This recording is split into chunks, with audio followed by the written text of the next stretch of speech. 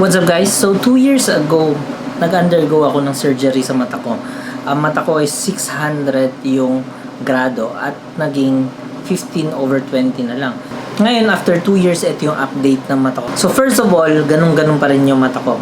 Hindi ko pa siya nakikitang nagde-degrade. Kung ano yung nakikita ko sa dulo, as in kitang-kita ko, alam mo yung mga buildings, pag nag-focus ako ng konti, tapos yung mga maliliit na bintana, nakikita ko may tao.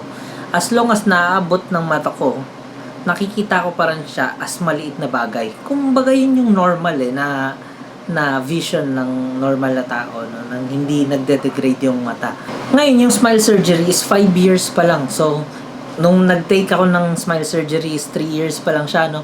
Ngayon, after 2 years, ito yung mga side effect or yung mga naramdaman ko or yung experience ko dun sa panibago kong mata. So, itong mata ko, pag tinignan mo, pag nagpa-check ka dun sa mga ophthalmologist, hindi nila malalaman na inoperahan ka kung hindi mo sasabihin.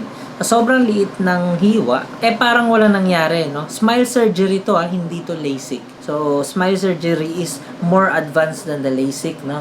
So, tulad ng unang video ko, pinag-usapan ko na merong starburst. Sa ngayon, meron pa rin starburst, pero minimal na lang, no?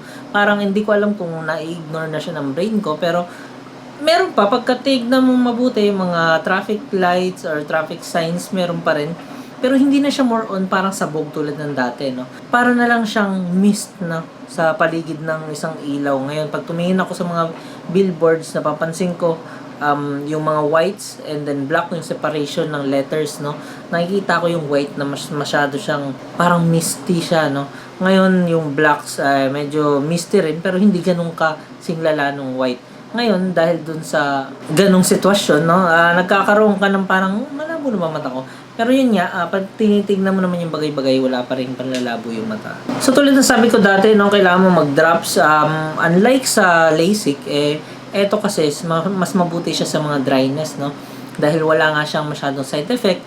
Tulad ng LASIK na yung ibang nakikita ko sa group namin is mga 2 years na to 5 years na nagpapatak pa rin. Ngayon sa akin, never ako nagpatak nung parang napakamahal na drops kasi yung drops na yung 700 tapos pinapatak mo ng ilang araw sa mata mo. Ang panghugas ko lang sa mata ko pag medyo nararamdaman ko pagod na, strain, ninugasan ko ng diretso tubig na.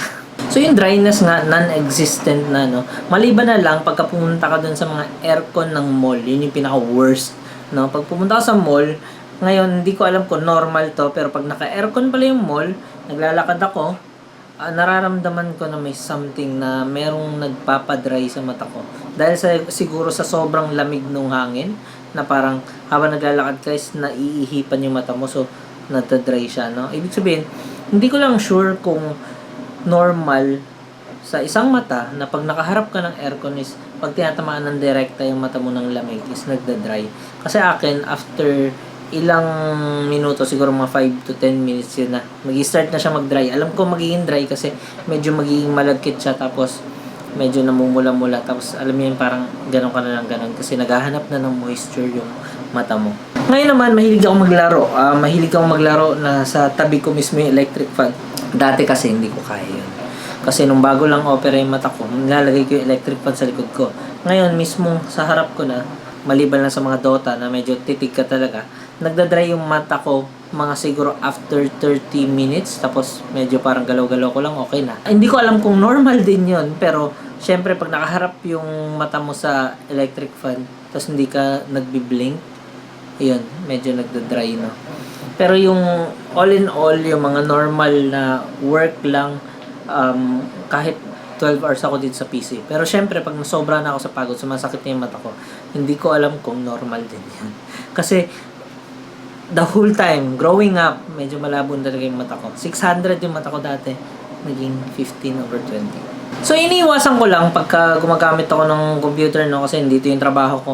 Medyo malapit ako masyado, no. Tapos yung mga lights nga, yung mga white brightness ng mga monitor ko, medyo binababaan ko yan.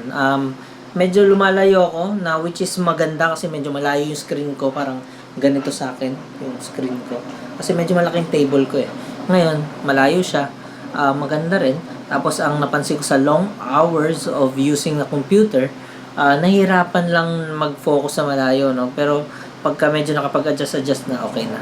Tapos yung tulad ng sinasabi ko, pag naglalaro ako, masyado akong matagal na, mga 12 hours na ako, sabihin natin 6 hours, tapos nakatutok yung electric fan. Kung ano yung side na tinatamaan ng electric fan, yun yung mas dry. So for example, on my case, andito sa left ko yung electric fan, ito yung madalas nagda-dry.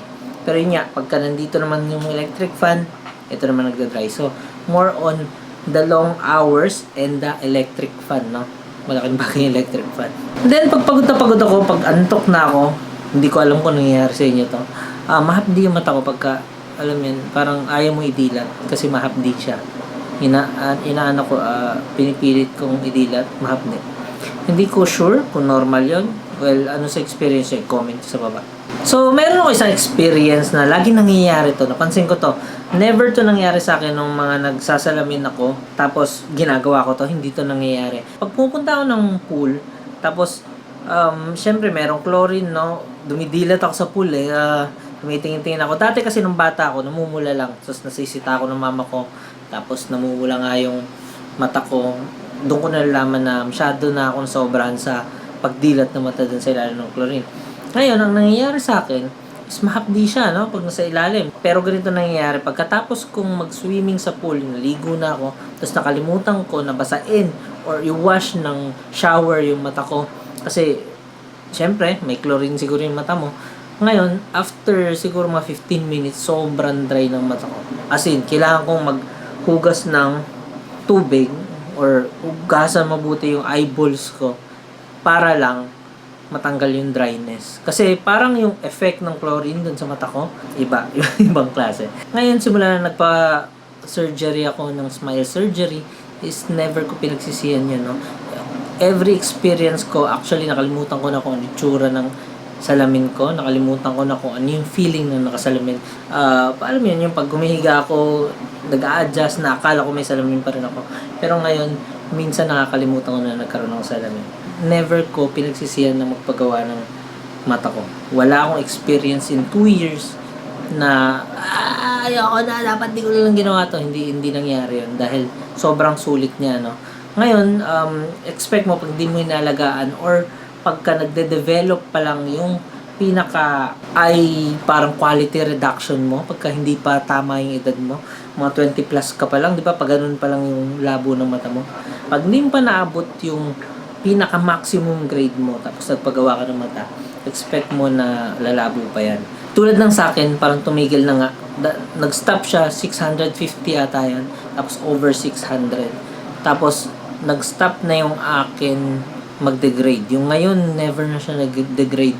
Sobrang linaw pa rin ng mata ko pagka, alam mo yun, kasi yung mata ng misis ko medyo nasira na, no? Pag may titignan kami sa malayo, sabi niya talaga, hindi ko talaga makita yan. Ako, kitang-kita ako.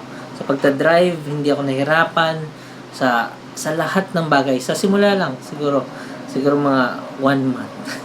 Pero, sobrang sulit ng smile surgery para sa akin.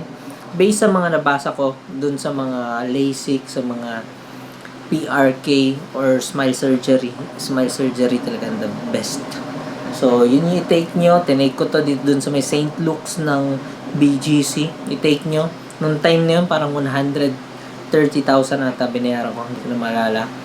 Pero sobrang sulit. Hindi nyo pagsisisihan. Salamat sa panonood at sa ulitin. Bye-bye!